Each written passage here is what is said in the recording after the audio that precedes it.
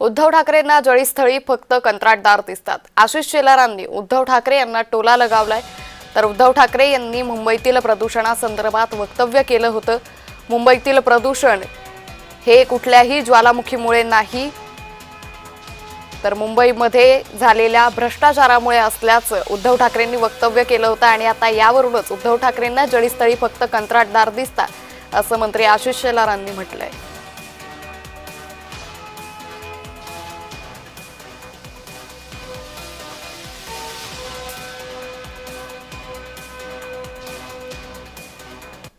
आता हे जे काही प्रदूषण आहे हे आरेची जी झाडं कापलेत त्याच्यामुळे नक्कीच वाढलेलं आहे।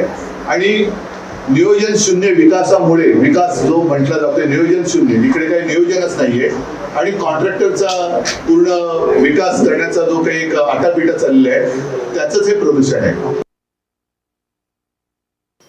ज्यांना जळीस्थळी पाशाणी कंत्राटदार दिसतात, महापालिकेत सेवेच्या ऐवजी कंत्राटदाराशी मैत्री जे जोपासतात आणि महाराष्ट्रामध्ये विकासाच्या कामाच्या ऐवजी विकासाचं नाही विकासकाशीच ज्यांना चर्चा करावीशी वाटते, त्या नकारात्मक मनोवृत्तीचं सार्वजनिक प्रदर्शन म्हणजे उद्धव ठाकरेजी यांची प्रेस कॉन्फरन्स आहे।